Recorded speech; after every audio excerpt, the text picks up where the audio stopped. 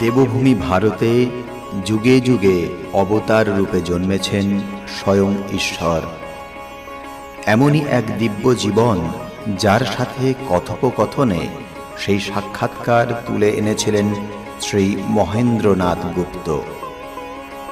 শ্রী গদাধর চট্টোপাধ্যায় হুগলি জেলার কামারপুকুরে জন্মগ্রহণ করেন এবং পরবর্তীকালে দক্ষিণেশ্বর কালী মন্দিরে কঠোর সাধনায় সিদ্ধিপ্রাপ্ত হন। তার নাম হয় শ্রী শ্রী রামকৃষ্ণ পরমহংস। শ্রী শ্রী রামকৃষ্ণ কথামৃত শ্রী রামকৃষ্ণের বাণীর অমৃত। ইহা একটি বাংলা 5 খণ্ডের রচনা, যা মহেন্দ্রনাথ গুপ্তের কথোপকথন। শ্রী শ্রী রামকৃষ্ণ কথামৃত একটি পবিত্র ধর্মগ্রন্থ হিসাবে অনুসারীদের মধ্যে সম্মানিত। আপনারা শুনছেন দেবভূমি ভারতে শ্রী শ্রী রামকৃষ্ণ কথামৃতের 2য় খণ্ড।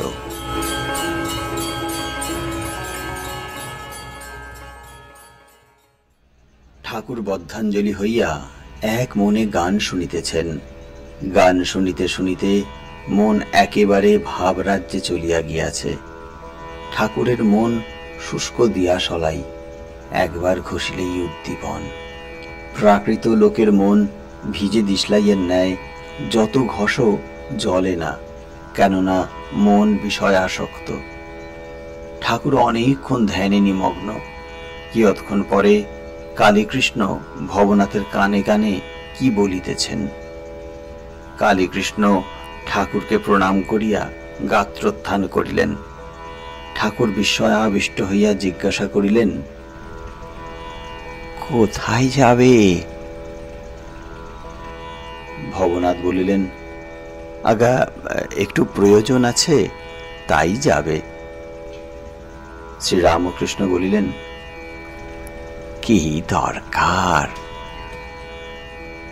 ভবনাথ বলিলেন, আগা ও শ্রমজীবীদের শিক্ষালয়ে, ওখানে যাবে। কালীকৃষ্ণের প্রস্থান ঘটিল। শ্রী রামকৃষ্ণ বলিলেন, ওর কপালে নাই। আজ হরি নামে কত আনন্দ হবে দেখো তো, ওর কপালে নাই। বেলা প্রায় 8:30 বা 9টা। ঠাকুর আজ অবগাহন করিয়া গঙ্গায় স্নান করিলেন না। শরীর তত ভালো নয়। তাহা স্নান করিবার জল ওই পূর্বোক্ত বারান্দায় কলসি করিয়া আনা হইল। ঠাকুর স্নান করিতেছেন, ভক্তেরা স্নান করাইয়া দিল।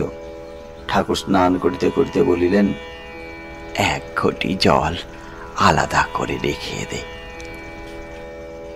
শেষে ওই ঘটির জল মাথায় দিলেন। ঠাকুর শ্রী রামকৃষ্ণ আজ বড় সাবধান। 1 ঘটি জলের বেশি মাথায় দিলেন না। স্নানান্তে মধুর কণ্ঠে ভগবানের নাম করিতেছেন। শুদ্ধ বস্ত্র পরিধান করিয়া 2-1টি ভক্ত সঙ্গে দক্ষিণাস্য হইয়া কালীবাড়ির পাকা উঠানের মধ্য দিয়া মা কালীর মন্দিরের অভিমুখে যাইতেছেন। মুখে অবিরত নাম উচ্চারণ করিতেছেন। দৃষ্টি ফেল ফেলে ডিমে যখন তা দেয়, পাখির দৃষ্টি যেরূপ হয়। মা কালীর মন্দিরে গিয়া প্রণাম ও পূজা করিলেন। পূজার নিয়ম নাই। গন্ধপুষ্প কখনো মায়ের চরণে দিতেছেন, কখনো বা নিজের মস্তকে ধারণ করিতেছেন। অবশেষে মায়ের নির্মাল্য মস্তকে ধারণ করিয়া ভবনাথকে বলিলেন, ডাব নেড়ে ভগবনাথ, মা কালীর প্রসাদী ডাব। আবার পাকা উঠানের মধ্য দিয়া নিজের ঘরের দিকে আসিতেছেন। সঙ্গে মাস্টার ও ভবনাথ। ভবনাথের হাতে ডাব। রাস্তার ডান দিকে শ্রী শ্রী রাধাকান্তের মন্দির। ঠাকুর বলিতেছেন, বিষ্ণু ঘর।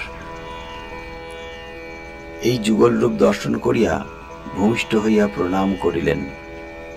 আবার বাম পার্শ্বে দ্বাদশ শিব মন্দির। সদাশিবকে উদ্দেশ্য করিয়া প্রণাম করিতে লাগিলেন। ঠাকুর এইবার ঘরে আসিয়া পৌঁছিলেন। দেখিলেন আরো ভক্তের সমাগম হইয়াছে। রাম, নিত্যগোপাল, কেদার চাটুর্যে ইত্যাদি অনেকে আসিয়াছেন। তাহারা সকলে তাকে ভূমিষ্ঠ হইয়া প্রণাম করিলেন। ঠাকুরও তাহাদের কুশল প্রশ্ন করিলেন। ঠাকুর নিত্যগোপালকে দেখিয়া বলিতেছেন, তুই কিছু খাবি? ভক্তটির তখন বালক ভাব। তিনি বিবাহ করেন নাই, বয়স 23 কি 24 হবে। সর্বদাই ভাবরাজ্যে বাস করেন। ঠাকুরের কাছে কখনো একাকী, কখনো রামের সঙ্গে প্রায় আসেন। ঠাকুর শ্রী রামকৃষ্ণ তাহার ভাবাবস্থা দেখিয়া তাহাকে স্নেহ করেন। তাহার পরমহংস অবস্থা এ কথা ঠাকুর মাঝে মাঝে বলেন। তাই তাহাকে গোপালের ন্যায় দেখিতেছেন। ভক্তটি বলিলেন, খাবো। কথাগুলি ঠিক বালকের ন্যায়। খাওয়ার পর ঠাকুর গঙ্গার উপর ঘরের পশ্চিম ধারে গোল বারান্দাটিতে তাকে লইয়া চলিলেন ও তাহার সহিত আলাপ করিতে লাগিলেন। একটি স্ত্রী, পরম ভক্ত, বয়স 31-32 হইবে, ঠাকুর শ্রী রামকৃষ্ণের কাছে প্রায় আসেন ও তাহাকে সাতিশয় ভক্তি করেন। সেই স্ত্রীলোকটিও ওই ভক্তটির অদ্ভুত ভাব অবস্থা দেখিয়া তাহাকে সন্তানের ন্যায় স্নেহ করেন ও তাহাকে প্রায় নিজের আলয়ে লইয়া যান। শ্রী রামকৃষ্ণ ভক্তটির প্রতি বলিলেন, সেখানে তুই কি যাস? নিত্যগোপাল বালকের ন্যায় বলিলেন, হ্যাঁ যাই, নিয়ে যায়। শ্রী রামকৃষ্ণ বললেন, ওরে সাধু সাবধান, সাধু সাবধান, এক আধবার যাবি, বেশি যাস নে, পড়ে যাবি। কামিনী কাঞ্চনী মায়া, সাধুর মেয়ে মানুষ থেকে অনেক দূরে থাকতে হয়। ওখানে সকলে ডুবে যায়, ওখানে ব্রহ্মা বিষ্ণু পড়ে খাচ্ছে খাবি। ভক্তটি সমস্ত শুনিলেন। মাস্টার স্বগত বলিলেন, কি আশ্চর্য! এই ভক্তটির পরমহংস অবস্থা ঠাকুর মাঝে মাঝে বলেন। এমন উচ্চ অবস্থা সত্ত্বেও কি তাহার বিপদের সম্ভাবনা? সাধুর পক্ষে ঠাকুর কি কঠিন নিয়মই করিলেন। মেয়েদের সঙ্গে মাখামাখি করিলে সাধুর পতন হইবার সম্ভাবনা। এই উচ্চ আদর্শ না থাকিলে জীবের উদ্ধারই বা কিরূপে হইবে? স্ত্রীলোকটি তো ভক্তিমতী, তবুও ভয়। এখন বুঝিলাম শ্রী চৈতন্য ছোট হরিদাসের উপর কেন অত কঠিন শাসন করিয়াছিলেন। মহাপ্রভুর বারণ সত্ত্বেও হরিদাস একজন ভক্ত বিধবার সহিত আলাপ করিয়াছিলেন। কিন্তু হরিদাস যে সন্ন্যাসী, তাই মহাপ্রভু তাকে ত্যাগ করিলেন। কি শাসন! সন্ন্যাসীর কি কঠিন নিয়ম! আর এই ভক্তটির উপর ঠাকুর শ্রী রামকৃষ্ণের কি ভালোবাসা! পাছে উত্তরকালে তাহার কোনো বিপদ হয়, তাড়াতাড়ি পূর্ব হইতে সাবধান করিতেছেন।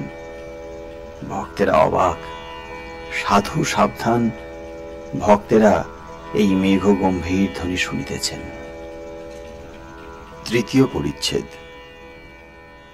এইবার ঠাকুর শ্রী রামকৃষ্ণ ভক্ত সঙ্গে ঘরের উত্তর পূর্ব বারান্দায় আসিয়াছেন। ভক্তদের মধ্যে দক্ষিণেশ্বরবাসী একজন গৃহস্থ বসিয়া আছেন। তিনি গৃহে বেদান্ত চর্চা করেন। ঠাকুরের সম্মুখে শ্রীযুক্ত কেদার চাটুর্যের সঙ্গে তিনি শব্দব্রহ্ম সম্বন্ধে কথা কহিতেছেন। দক্ষিণেশ্বরবাসী বলিলেন, এই অনাহত শব্দ সর্বদা অন্তরে বাহিরে হচ্ছে। শ্রী রামকৃষ্ণ বলিলেন, শুধু শব্দ হলে তো হবে না, শব্দের প্রতিপাদ্য একটি আছে। তোমার নামে কি শুধু আনন্দ হয় আমার? তোমায় না দেখলে 16 আনা আনন্দ হয় না, 16 আনা আনন্দ হয় না। দক্ষিণেশ্বর নিবাসী বলিলেন, ওই শব্দই ব্রহ্ম, ওই অনাহত শব্দ। শ্রীরামকৃষ্ণ কেদারের প্রতি বলিলেন, ও বুঝেছ, এর ঋষিদের মত। ঋষিরা রামচন্দ্রকে বললেন, হে রাম, আমরা জানি তুমি দশরথের বেটা। ভরদ্বাজাদি ঋষিরা তোমায় অবতার জেনে পূজা করুন, আমরা অখণ্ড সচ্চিদানন্দকে চাই। রাম এই কথা শুনে হেসে চলে গেলেন। কেদার বলিলেন, ঋষিরা রামকে অবতার জানেন নাই, ঋষিরা বোকা ছিলেন। শ্রীরামকৃষ্ণ গম্ভীরভাবে বলিলেন, আপনি এমন কথা বলো না। যার যেমন রুচি, আবার যার যা পেটে সয়।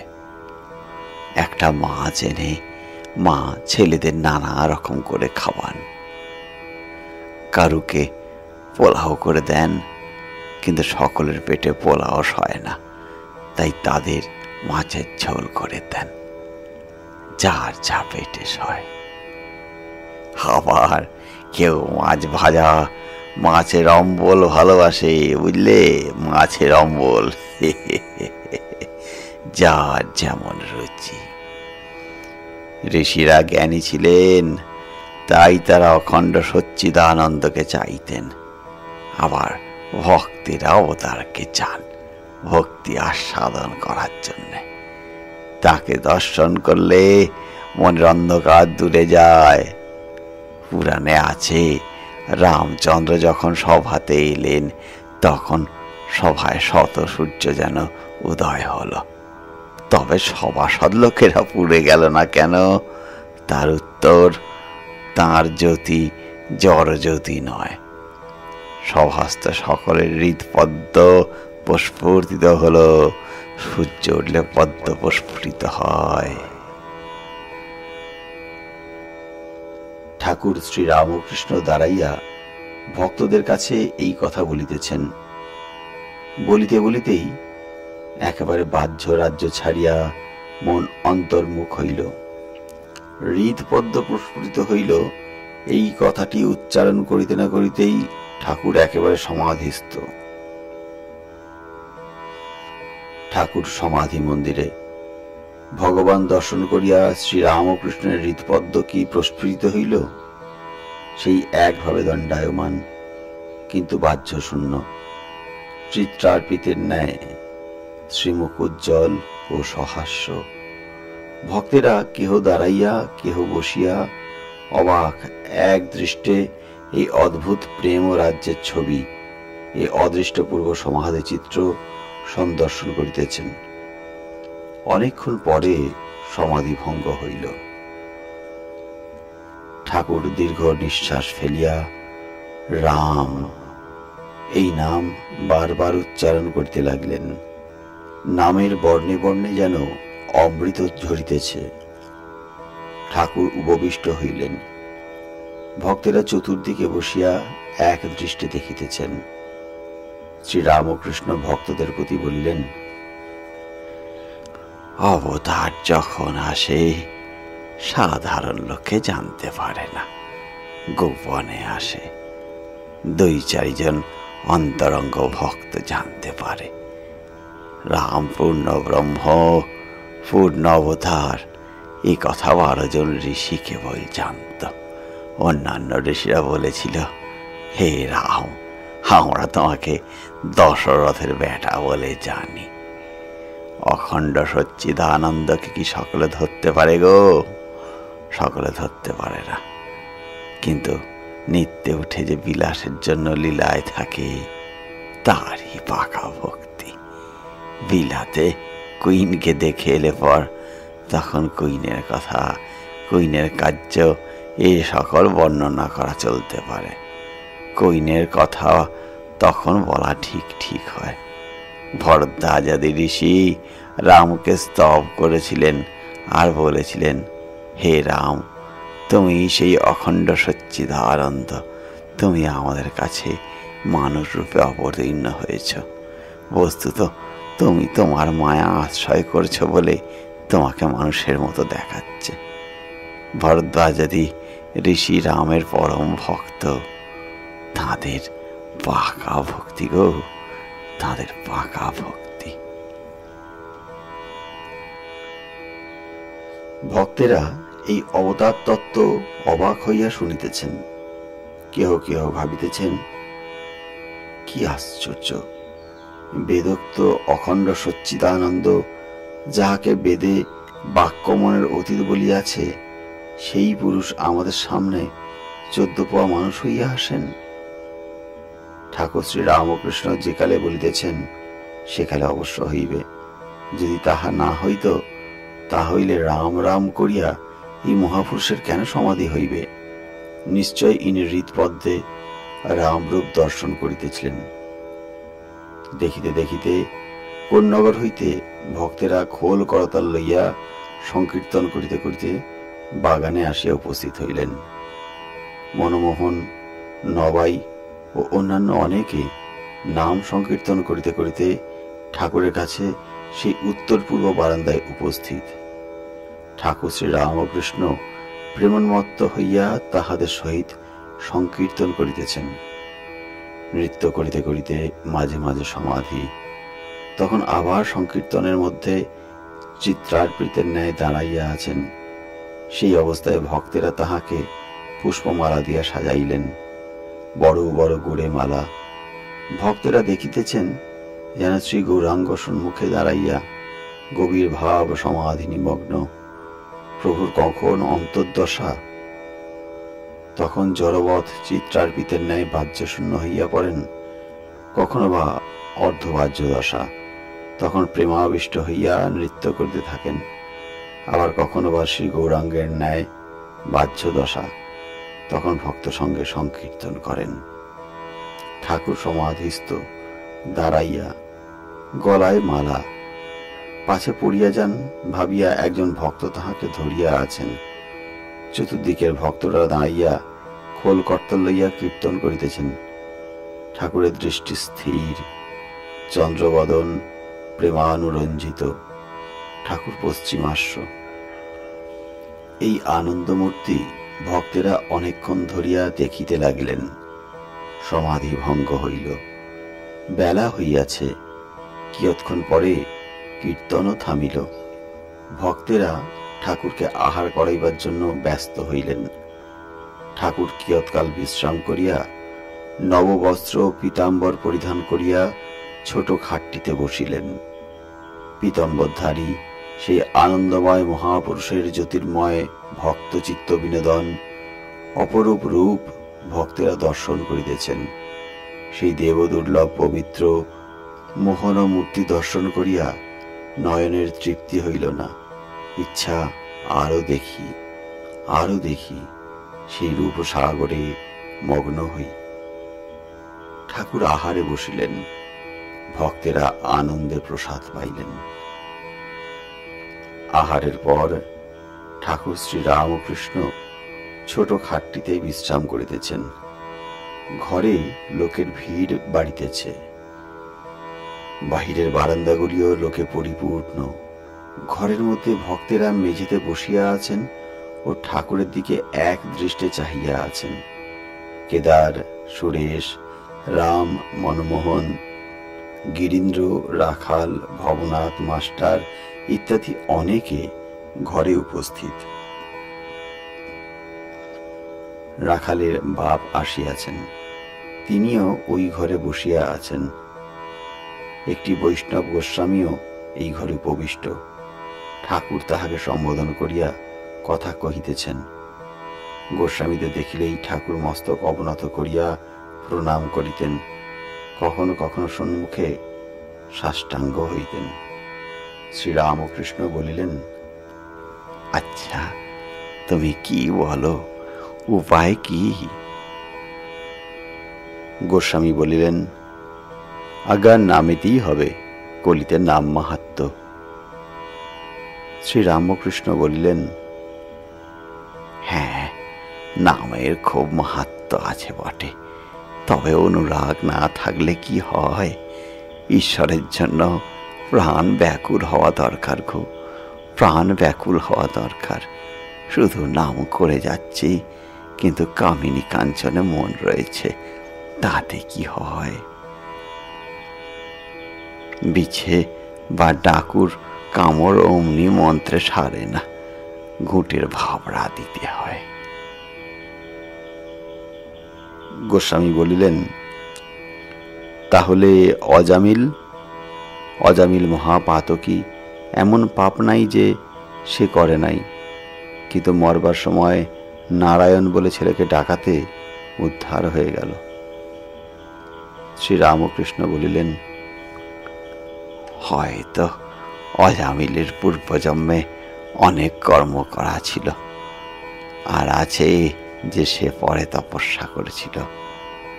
এরকমও বলা যায় যে তার তখন অন্তিমকাল। হাতিকে নাইয়ে দিলে কি হবে? হাওয়ার ধুলো কাদা মেখে যে কে সেই। তবে হাতিশালায় ঢোকবার আগে যদি কেউ ঝুল ঝিরে দেয় ও হাতিকে স্নান করিয়ে দেয়, তাহলে গা পরিষ্কার থাকে। নামেতে একবার শুদ্ধ হলো, কিন্তু তারপরই হয়তো নানা পাপে লিপ্ত হয়। মনে বল নাই, প্রতিজ্ঞা করে না যে আর পাপ করব না। গঙ্গা স্নানে পাপ সব যায়, গেলে কি হবে? লোকে বলে থাকে পাপগুলো গাছের ওপর থাকে, গঙ্গা নিয়ে মানুষটা ফেরে, তখন ওই পুরনো পাপগুলো গাছ থেকে ঝাঁপ দিয়ে ওর ঘাড়ের ওপর পড়ে। সেই পুরনো পাপগুলো আবার ঘাড়ে চড়েছে। স্নান করে দুপা আসতে না আসতে আবার ঘাড়ে চড়েছে। তাই নামও করো, সঙ্গে সঙ্গে প্রার্থনাও করো, যাতে ঈশ্বরে অনুরাগ হয়। আজ যে সব জিনিস দুদিনের জন্য, যেমন টাকা, মান, দেহের সুখ, তাদের উপর যাতে ভালোবাসা কমে যায়, প্রার্থনা করো, প্রার্থনা করো। শ্রীরামকৃষ্ণ গোস্বামীকে আরো বলিলেন, আন্তরিক হলে সব ধর্মের ভিতর দিয়া ঈশ্বরকে পাওয়া যায় গো। বৈষ্ণবেরাও ঈশ্বরকে পাবে, শাক্তেরাও পাবে, বেদান্তবাদীরাও পাবে, ব্রহ্মজ্ঞানীরাও পাবে, আবার মুসলমান, খ্রিস্টান এরাও পাবে। আন্তরিক হলে সবাই পাবে। কেউ কেউ ঝগড়া করে বসে। তারা বলে আমাদের শ্রীকৃষ্ণকে না ভজলে কিছুই হবে না, কি আমাদের মা কালীকে না ভজলে কিছুই হবে না, আমাদের খ্রিস্টান ধর্মকে না নিলে কিছুই হবে না। এসব বুদ্ধির নাম মতুয়ার বুদ্ধি, অর্থাৎ আমার ধর্ম ঠিক আর সকলের মিথ্যা। এ বুদ্ধি খারাপ। ঈশ্বরের কাছে নানা পথ দিয়ে পৌঁছানো যায়। আবার কেউ কেউ বলে ঈশ্বর সাকার, তিনি নিরাকার নন, এই বলে আবার ঝগড়া। যে বৈষ্ণব সে বেদান্তবাদীর সঙ্গে ঝগড়া করে। যদি ঈশ্বর সাক্ষাৎ দর্শন হয় তাহলে ঠিক বলা যায়, যে দর্শন করেছে সে ঠিক জানে ঈশ্বর সাকার আবার নিরাকার। আরও তিনি কত কি আছেন তা বলা যায় না। কতগুলো কানা একটা হাতির কাছে এসে পড়েছিল। একজন লোক বলে দিলে এই জানোয়ারটির নাম হাতি। তখন কানাদের জিজ্ঞাসা করা হলো হাতিটা কিরকম। তারা হাতির গা স্পর্শ করতে লাগলো। একজন বললে হাতি একটা থামের মতো। সে কানাটি কেবল হাতির পা স্পর্শ করেছিল। আর একজন বললে হাতিটা একটা কুলোর মতো, সে কেবল একটা কানে হাত দিয়ে দেখেছিল। এইরকম যারা সুরে কি পেটে হাত দিয়ে দেখেছিল তারা নানা প্রকার বলতে লাগলো। তেমনি ঈশ্বর সম্বন্ধে যে যতটুকু দেখেছে সে মনে করেছে ঈশ্বর এমনি, আর কিছু নয়। একজন লোক বাজ্যে থেকে ফিরে এসে বললে, গাছতলায় একটি সুন্দর লাল গিরগিটি দেখে এলুম। আর একজন বললে, আমি তোমার আগে সেই গাছতলায় গিয়েছিলাম। লাল কেন হবে? সে সবুজ, আমি সচক্ষে দেখেছি। আর একজন বললে, ও আমি বেশ জানি, তোমাদের আগে গিয়েছিলাম, সেই গিরগিটি আমিও দেখেছি। সে লালও নয়, সবুজও নয়, সচক্ষে দেখেছি, সে নীল। আর দুইজন ছিল, তারা বললে হলদে, পাঁচটে, নানা রং। শেষে সব ঝগড়া বেঁধে গেল। সকলে জানে আমি যা দেখেছি তাই ঠিক। তাদের ঝগড়া দেখে একজন লোক জিজ্ঞাসা করলে, বলি ব্যাপার কি? যখন সব বিবরণ শুনলে তখন বললে, আমি ওই গাছতলাতেই থাকি, আর ওই জানোয়ার কি আমি চিনি। তোমরা প্রত্যেকে যা বলছো তা সব সত্য। ও গিরগিটি কখনো সবুজ, কখনো নীল, এইরূপ নানা রং হয়। আবার কখন দেখি একেবারে কোনো রং নাই, নির্গুণ। তা ঈশ্বর শুধু সাকার বললে কি হবে? তিনি শ্রীকৃষ্ণের ন্যায় মানুষের দেহ ধারণ করে আসেন, এও সত্য। নানা রূপ ধরে ভক্তকে দেখা দেন, এও সত্য। আবার তিনি নিরাকার, অখণ্ড সচ্চিদানন্দ, এও সত্য। বেদে তাকে সাকার নিরাকার দুই বলেছে, সগুণ বলেছে, নির্গুণও বলেছে। কি রকম জানো? সচ্চিদানন্দ যেন অনন্ত সাগর। ঠান্ডার গুণে যেমন সাগরের জল বরফ হয়ে ভাসে, নানা রূপ ধরে বরফের চাই সাগরের জলে ভাসে, তেমনি ভক্তিহীন লেগে সচ্চিদানন্দ সাগরে সাকার মূর্তি দর্শন হয়। ভক্তের জন্য সাকার। আবার জ্ঞান সূর্যে উঠলে বরফ গলে যায়।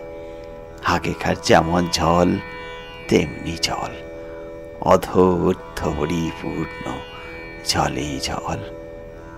তাই শ্রীমদ্ ভাগবতে সব স্তব করেছে, ঠাকুর তুমি সাকার, তুমি নিরাকার। আমাদের সামনে তুমি মানুষ হয়ে বেড়াচ্ছ, কিন্তু বেদে তোমাকেই বাক্য মনের অতীত বলেছে। তবে বলতে পারো কোনো কোনো ভক্তের পক্ষে তিনি নিত্য সাকার। এমন জায়গা আছে যেখানে বরফ গলে না, স্ফটিকের আকার ধারণ করে। কেদার বললেন, আগে শ্রীমদ্ ভাগবতে ব্যাস 3টি দোষের জন্য ভগবানের কাছে ক্ষমা প্রার্থনা করেছেন। এক জায়গায় বলছেন, হে ভগবান, তুমি বাক্য মনের অতীত, কিন্তু আমি কেবল তোমার লীলা, তোমার সাকার রূপ বর্ণনা করেছি, অতএব অপরাধ মার্জনা করবেন। শ্রীরামকৃষ্ণ বলিলেন, হ্যাঁ, ঈশ্বর সাকার, আবার নিরাকার, আবার সাকার নিরাকারেরও পার।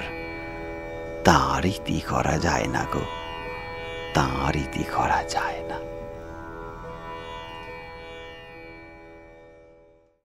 ষষ্ঠ পরিচ্ছেদ। রাখালের বাপ বসিয়া আছেন।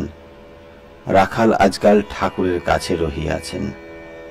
রাখালের মাতা ঠাকুরানীর পরলোক প্রাপ্তির পর পিতা দ্বিতীয় সংসার করিয়াছেন। রাখাল এখানে আছেন, তাই পিতা মাঝে মাঝে আসেন। তিনি ওখানে থাকাতে বিশেষ আপত্তি করেন না। ইনি সম্পন্ন ও বিষয়ী লোক। মামলা মোকদ্দমা সর্বদা করিতে হয়। ঠাকুর শ্রী রামকৃষ্ণের কাছে অনেক উকিল, ডেপুটি ম্যাজিস্ট্রেট ইত্যাদি আসেন। রাখালের পিতা তাহাদের সঙ্গে আলাপ করিতে মাঝে মাঝে আসেন। তাহাদের নিকট বিষয়কর্ম সম্বন্ধে অনেক পরামর্শ পাইবেন। ঠাকুর শ্রী রামকৃষ্ণ মাঝে মাঝে রাখালের বাপকে দেখিতেছেন। ঠাকুরের ইচ্ছা রাখাল তার কাছে দক্ষিণেশ্বরে থাকিয়া যান। শ্রী রামকৃষ্ণ রাখালের বাপ ও ভক্তদের প্রতি বলিতেছেন, আহা, আজকাল রাখালের স্বভাবটি কেমন হয়েছে। ওর মুখের দিকে তাকিয়ে দেখো, দেখতে পাবে মাঝে মাঝে ঠোঁট নড়ছে। অন্তরে ঈশ্বরের নাম জপ করে কিনা, তাই ঠোঁট নড়ে। এসব ছোকরারা নিত্য সিদ্ধের থাক, ঈশ্বরের জ্ঞান নিয়ে জন্মেছে। একটু বয়স হলেই বুঝতে পারে সংসার গায়ে লাগলে আর রক্ষে নেই। বেদেতে হোমা পাখির কথা আছে। সে পাখি আকাশেই থাকে, মাটির উপর কখনো আসে না। আকাশেই ডিম পাড়ে, ডিম পড়তে থাকে, কিন্তু এত উঁচুতে পাখি থাকে যে পড়তে পড়তে ডিম ফুটে যায়। তখন পাখির ছানা বেরিয়ে পড়ে, সেও পড়তে থাকে, কিন্তু তখন এত উঁচু যে পড়তে পড়তে পাখা ওঠে ও চোখ ফোটে। তখন সে দেখতে পায় যে আমি মাটির উপর পড়ে যাব, মাটিতে পড়লেই মৃত্যু। মাটি দেখাও যা। অমনি মার দিকে চৌড় একেবারে উঠতে আরম্ভ করে দিল, যাতে মার কাছে পৌঁছতে পারে। 1 লক্ষ্য মার কাছে যাওয়া। এইসব ছোকরারা ঠিক সেই রকম। ছেলেবেলায় সংসার দেখে ভয়, এক চিন্তা, কিসে মার কাছে যাব, কিসে ঈশ্বর লাভ হয়। যদি বলো বিষয়ীদের মধ্যে থাকা, বিষয়ীদের ঔরসের জন্ম, তবে এমন ভক্তি, এমন জ্ঞান হয় কেমন করে? তার মানে আছে। 20 ঠাকুরে যদি ছোলা পড়ে, তাহলে তাতে ছোলা গাছই হয়। সে ছোলাতে কত ভালো কাজ হয়। 20 ঠাকুরে পড়েছে বলে কি অন্য গাছ হবে গা? আহা, রাখালের স্বভাব আজকাল কেমন হয়েছে, তা হবে নাই বা কেন? ওল যদি ভালো হয়, তার মুখটিও ভালো। যেমন বাপ তার তেমনি ছেলে। মাস্টার একান্তে গিরীন্দ্রের প্রতি বলিলেন, সাকার নিরাকারের কথাটি ইনি কেমন বুঝিয়ে দিলেন? বৈষ্ণবেরা বুঝি কেবল সাকার বলে? গিরীন্দ্র বলিলেন, তা হবে, ওরা একঘেয়ে। মাস্টার বলিলেন, নিত্য সাকার আপনি বুঝেছেন? স্ফটিকের কথা আমি ওটা ভালো বুঝতে পারছি না। শ্রীরামকৃষ্ণ মাস্টারের প্রতি বলিলেন, হ্যাঁ গা, তোমরা কি বলা বলি করছ? মাস্টার ও গিরীন্দ্র একটু হাসিয়া চুপ করিয়া রহিলেন। বৃন্দেজি রামলালের প্রতি বলিলেন, ও রামলাল, এই লোকটিকে এখন খাবার দেও, আমার খাবার পরে দিও। শ্রীরামকৃষ্ণ বলিলেন, বৃন্দেকে খাবার এখনো দেয় নাই। অপরাহ্নে ভক্তেরা পঞ্চবটী মূলে কীর্তন করিতেছেন। ঠাকুর শ্রীরামকৃষ্ণ তাহাদের সহিত যোগদান করিলেন। আজ ভক্ত সঙ্গে মার নাম কীর্তন করিতে করিতে আনন্দে ভাসিলেন। শ্যামাপদ আকাশেতে মন ঘুরি খান উড়তেছিল। কলুষের কুবাতাস পেয়ে শ্যামাপদ আকাশেতে মন ঘুরি খান উড়তেছিল। শ্যামাপদ আকাশেতে মন ঘুরি খান উড়তেছিল। কলুষের কুবাতাস পেয়ে, কলুষের কুবাতাস পেয়ে গোপ্তা খেয়ে পড়ে গেল। শ্যামাপদ আকাশেতে মন ঘুরি খান উড়তেছিল। শ্যামাপদ আকাশেতে মন ঘুরি খান উড়তেছিল। কলুষের কুবাতাস পেয়ে, কলুষের কুবাতাস পেয়ে গোপ্তা খেয়ে পড়ে গেল। শ্যামাপদ আকাশেতে মন ঘুরি খান উড়তেছিল। শ্যামা পদ আকাশেতে মন ঘুরি খান উড়তেছিল মায়া কান্নি হলো তারি আর আমি উঠাতে নারী মায়া কান্নি হলো আপনারা তারি শুনছেন আর আমি শ্রীমকথিত শ্রী শ্রী উঠাতে রামকৃষ্ণ কথা দারা সুত প্রতিদিন কলের আমাদের দড়ি এই চ্যানেলে দারা সম্প্রচারিত সুত হচ্ছে শ্রী শ্রী কলের রামকৃষ্ণ দড়ি কথামৃত ফাঁস লেগে সে ফেসে গেল আমাদের চ্যানেলটিকে শ্যামা শ্রী শ্রী রামকৃষ্ণ কথামৃত শোনার জন্য এই আকাশেতে চ্যানেলটিকে মন লাইক এবং ঘুরি সাবস্ক্রাইব খান করে রাখুন উড়তেছিল শ্যামা পদ যাতে প্রতিদিন সময় মতো আকাশেতে শুনতে পান। মন ঘুরি খান উড়তেছিল শ্যামা পদ আকাশেতে মন ঘুরি খান উড়তেছিল শ্যামা পদ আকাশেতে মন ঘুরি খান উড়তেছিল কলুষের কু বাতাস পেয়ে কলুষের কু বাতাস পেয়ে ঘুরি গুপ্তা খেয়ে পড়ে গেল শ্যামা পদ আকাশেতে মন ঘুরি খান উড়তেছিল শ্যামা পদ আকাশেতে মন ঘুরি খান উড়তেছিল শ্যামা পদ আকাশেতে জ্ঞান মুন্ড গেছে ছিড়ে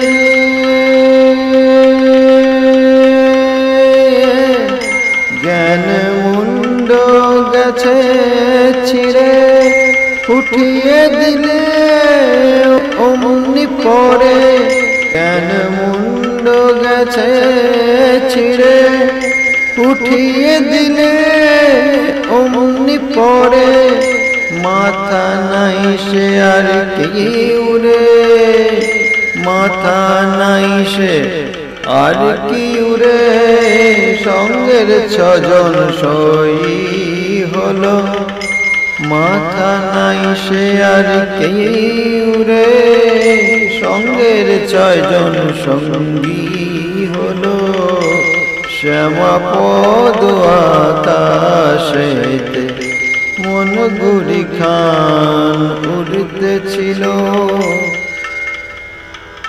শ্যামা পদ আকাশেতে মন ঘুরি খান উড়তেছিল শ্যামা পদ আকাশেতে মন ঘুরি খান উড়তেছিল শ্যামা পদ আকাশেতে মন ঘুরি খান উড়তেছিল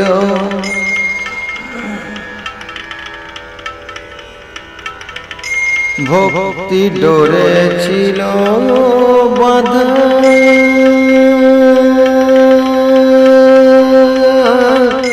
ভক্তি ডোরে ছিল বাঁধা খেলতে সে লাগলো ধাঁধা ভক্তি ডোরে ছিল বাঁধা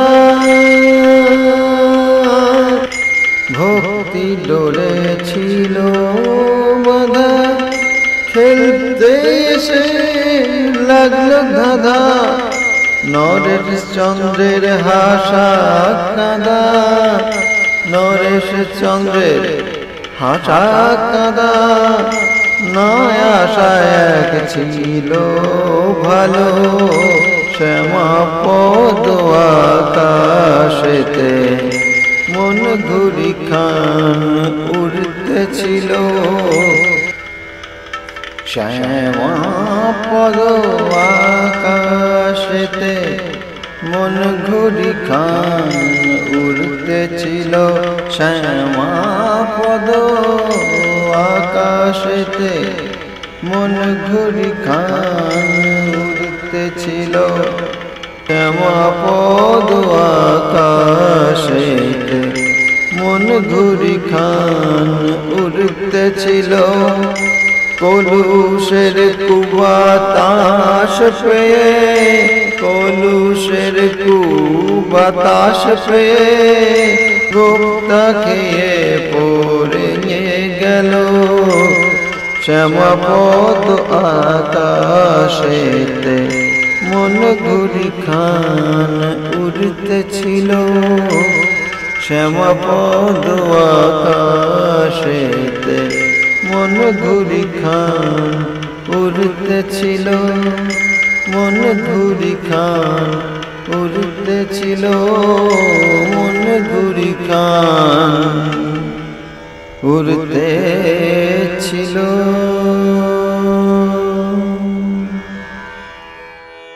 আবার গান হইল, গানের সঙ্গে সঙ্গে খোল করতাল বাজিতে লাগিল, ঠাকুর ভক্ত সঙ্গে নাচিতেছেন। মজলো আমার মন ভ্রমরা শ্যামাপদ নীল কমলে। মজলো আমার মন ভ্রমরা শ্যামাপদ নীল কমলে। মজলো আমার মন ভ্রমরা শ্যামাপদ নীল কমলে। শ্যামাপদ নীল কমলে কালী পদ নীল কমলে। শ্যামাপদ নীল কমলে কালী পদ নীল কমলে।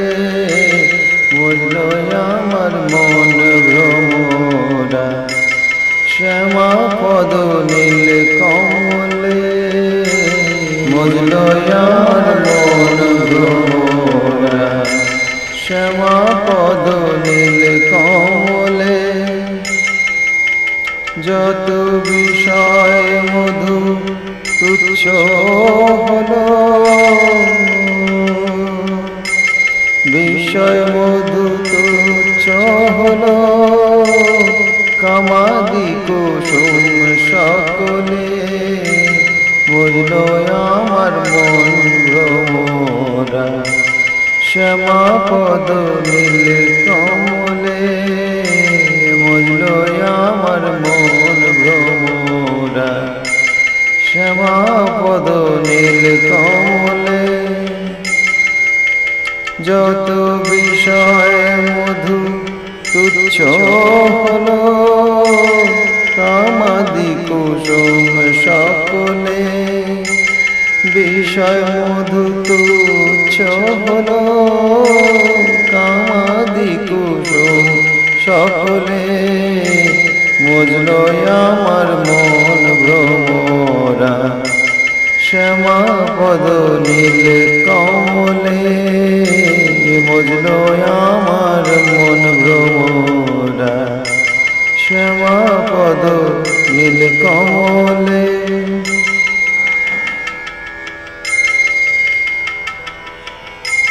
চরণ কালো ভ্রমর কালো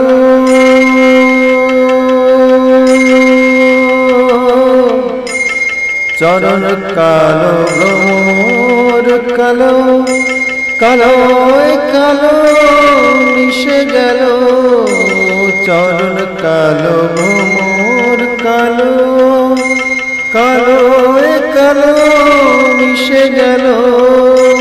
পঞ্চতত্ত্ব প্রধান মত পঞ্চতত্ত্ব প্রধান মত রঙ্গ দেখে ভঙ্গ দিলে। বুঝলো আমার মন ভ্রমরা শ্যামাপদ নীল কমলে। বুঝলো আমার মন ভ্রমরা শ্যামাপদ নীল কমলে।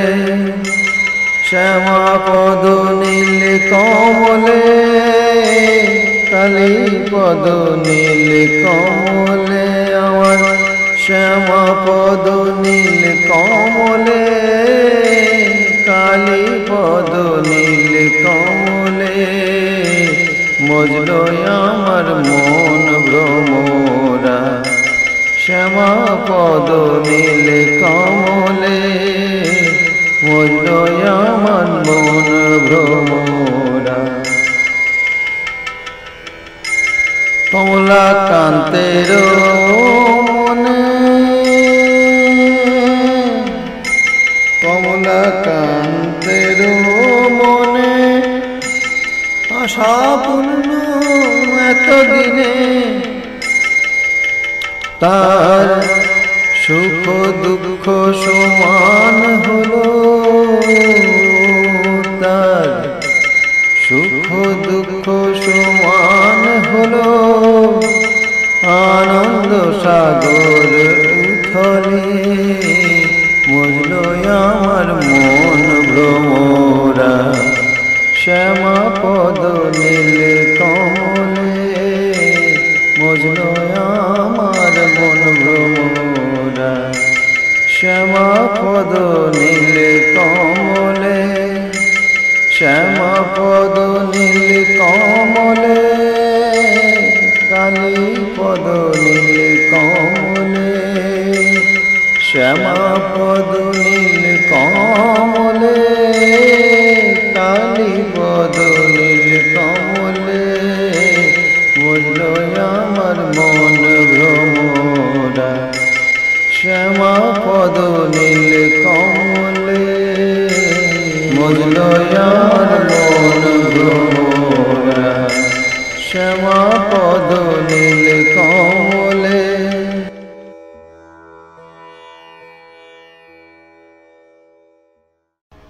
কীর্তন চলিতেছে, ভক্তেরা গাহিতেছেন, শ্যামা মা কি এক কল করেছে, কালী মা কি এক কল করেছে।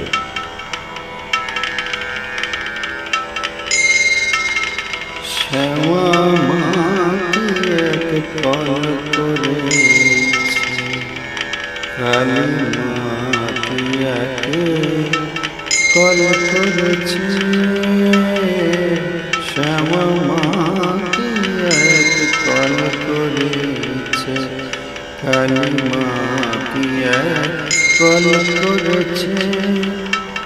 14 পোয়াক বনের ভিতরে, 14 পোয়াক বনের ভিতরে কত রঙ্গ দেখাইতেছে, শ্যামা মা কি এক কল করেছে, কালী মা কি এক কল করেছে, শ্যামা মা কি এক কল করেছে, কালী মা কি এক কল করেছে।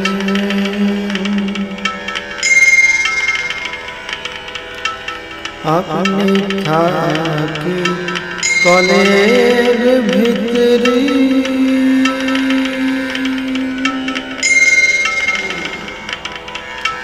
আপনি থাকি কলের ভিতরে,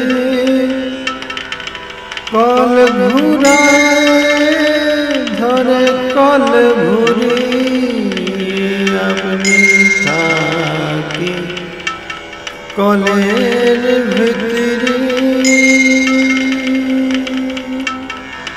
কল ঘুরায় ধরে কলের ঘুরে, কল বলে আপনি ঘুরি, কল বলে আপনি ঘুরি, জানে না কে ঘুরাতেছে,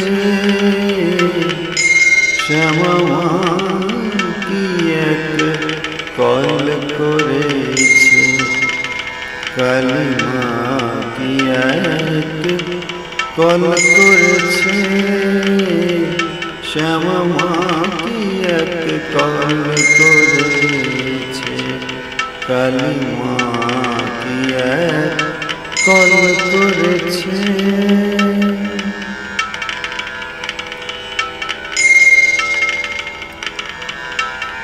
যে কলে জেনেছে তারে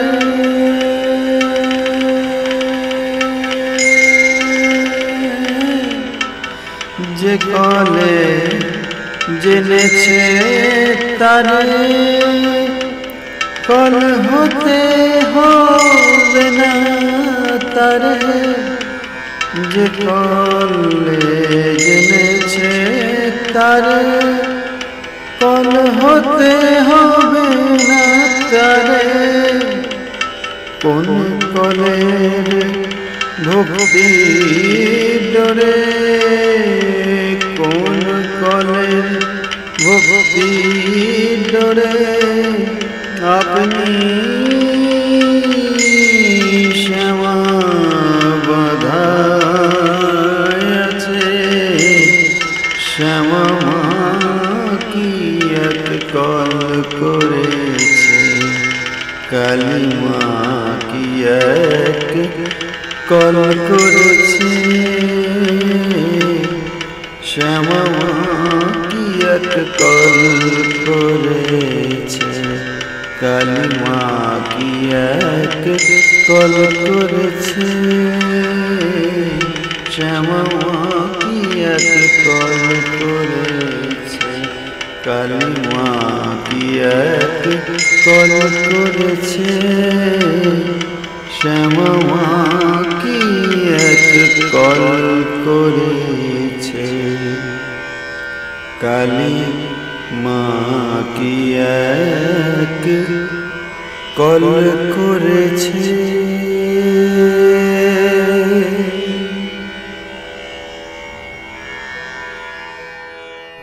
ভবে আশা খেলতে পাশা কত আশা করেছিলাম আশায় আশা ভাঙা দশা প্রথমে পঞ্জরি পেলাম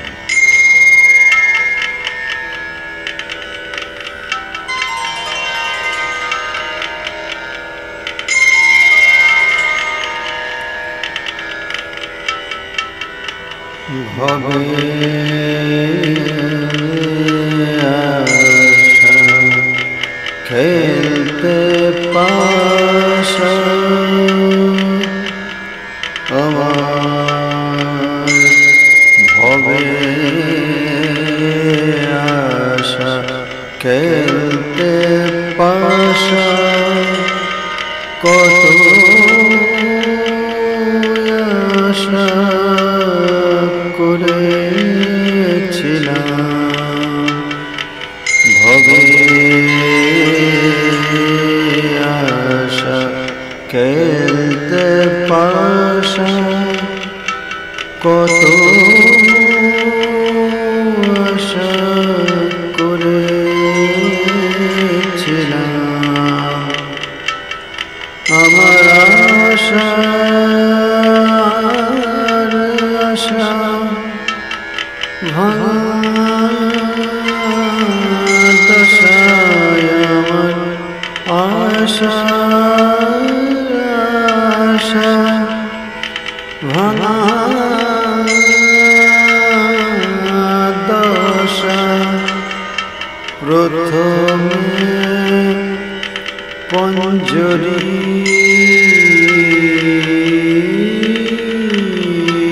পেলাম আমার ভবে আশা খেলতে পাশা কত আশা করেছিলাম ভবে আশা খেলতে পাশা কত আশা করেছিলাম আমার আশা আশা ভাঙা দশা আমার আশার আশা ভাঙা দশা প্রথমে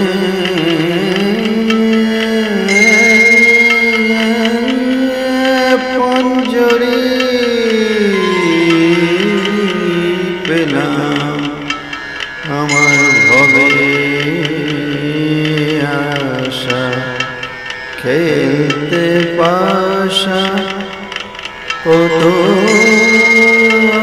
আশা করেছিলাম ভবে আশা খেলতে পাশা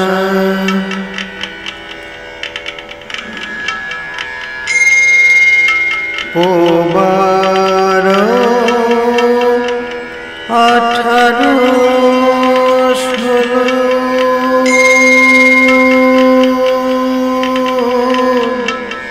পোবার 18 16 যুগে যুগে এলাম ভালো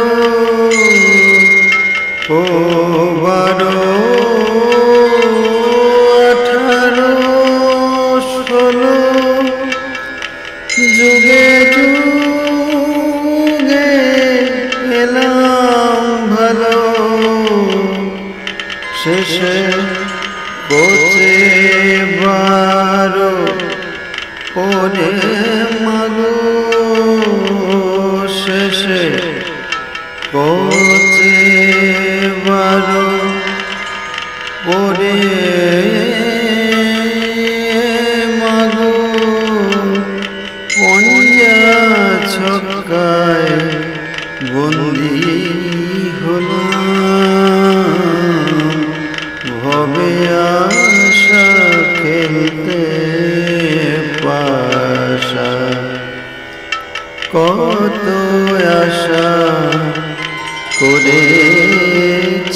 করেছিলাম আমার ভবে আশা খেলতে পাশা কত আশা করেছিলাম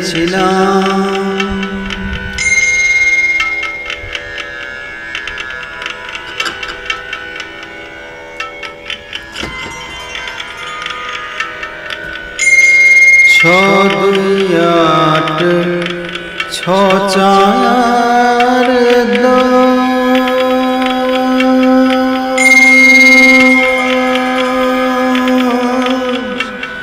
ছয় দুই আট ছ চার 10 কেহ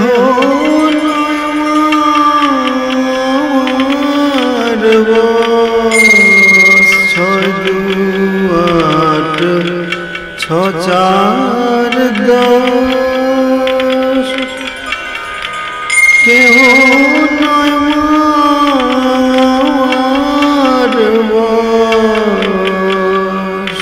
আমার খেলাতে হলো না যশ আমার খেলাতে না হলো যশ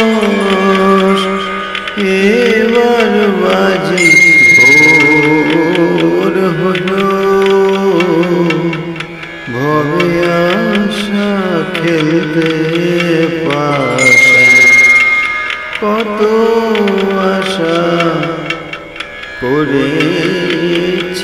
করেছিলাম আমার ভবে আশা খেলতে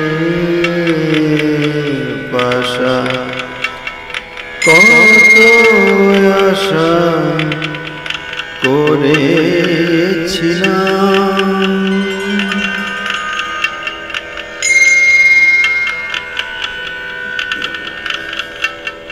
হত হলো 14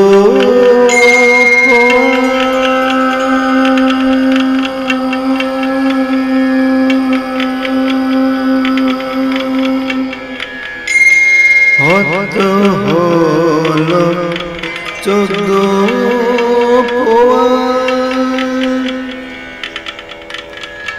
বদ্ধ পথে যায় না যাওয়া রাম প্রসাদের বুদ্ধি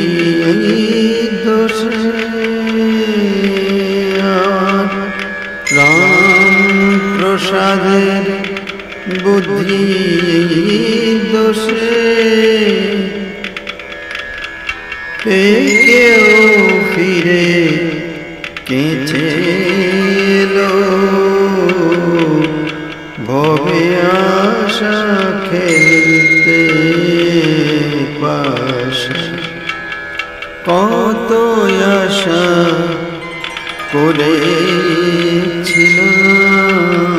আমার ভবে আশা খেলতে পাশা কত আশা করেছিলাম আমার ভবে আশা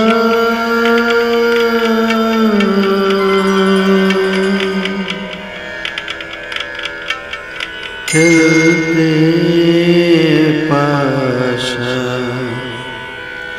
কত আশা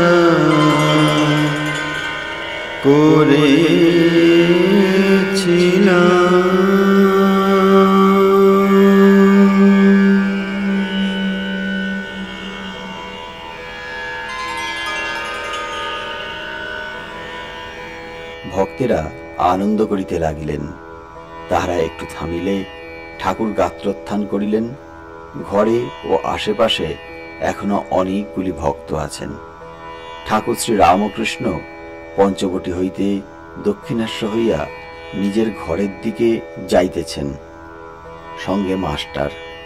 বকুলতলায় আসিলে পর শ্রীযুক্ত তৈলক্যের সহিত দেখা হইল। তিনি প্রণাম করিলেন। শ্রী রামকৃষ্ণ ত্রৈলোক্যের প্রতি বলিলেন, পঞ্চবটিতে ওরা গান গাচ্ছে, তা চলো না একবার। ত্রৈলোক্য বলিলেন, আমি গিয়ে কি করব? শ্রী রামকৃষ্ণ বলিলেন, কেন, বেশ একবার দেখতে। ত্রৈলোক্য বলিলেন, একবার দেখে এসেছি। শ্রী রামকৃষ্ণ বলিলেন, আচ্ছা আচ্ছা, বেশ বেশ। প্রায় 5:30-6টা হইল। ঠাকুর ভক্ত সঙ্গে নিজের ঘরের দক্ষিণ পূর্ব বারান্দায় বসিয়া আছেন, ভক্তদের দেখিতেছেন। শ্রী রামকৃষ্ণ কেদারাদি ভক্তের প্রতি বলিলেন, সংসার ত্যাগী সাধু সে তো হরিনাম করবেই, তার তো আর কোনো কাজ নাই। সে যদি ঈশ্বর চিন্তা করে তো আশ্চর্যের বিষয় নয়। সে যদি ঈশ্বর চিন্তা না করে, সে যদি হরিনাম না করে, তাহলে বরং সকলে নিন্দা করবে গো, সকলে নিন্দা করবে। আর সংসারী লোক যদি হরিনাম করে তাহলে বাহাদুরি আছে। দেখো, জনক রাজা খুব বাহাদুর, সে দুখানি তরবার ঘুরাতো, একখানা জ্ঞান একখানা কর্ম। এইদিকে পূর্ণ ব্রহ্ম জ্ঞান আর একদিকে সংসারের কর্ম করছে। নষ্ট মেয়ে সংসারের সব কাজ খুঁটিয়ে করে, কিন্তু সর্বদাই উপপতিকে চিন্তা করে। সাধু সঙ্গ সর্বদা দরকার। সাধু ঈশ্বরের সঙ্গে আলাপ করে দেন গো, ঈশ্বরের সঙ্গে আলাপ করে দেন। কেদার বলিলেন, আগে হ্যাঁ, মহাপুরুষ জীবের উদ্ধারের জন্য আসেন। যেমন রেলের ইঞ্জিন পেছনে কত গাড়ি বাঁধা থাকে, টেনে নিয়ে যায়। অথবা যেমন নদী বা তরাগ কত জীবের পিপাসা শান্তি করে। ক্রমে ভক্তেরা গৃহে প্রত্যাবর্তনের জন্য প্রস্তুত হইলেন। একে একে সকলে ঠাকুর শ্রী রামকৃষ্ণকে ভূমিষ্ঠ হইয়া প্রণাম করিলেন ও তাহার পদধূলি গ্রহণ করিলেন। ভবনাথকে দেখিয়া ঠাকুর বলিতেছেন, তুই আজ যাস নাই, তোকে দেখলেই উদ্দীপন। ভবনাথ এখনো সংসারে প্রবেশ করেন নাই। বয়স 19-20, গৌর বর্ণ, সুন্দর দেহ। ঈশ্বরের নামে তাহার চক্ষে জল আসে। ঠাকুর তাহাকে সাক্ষাৎ নারায়ণ দেখেন।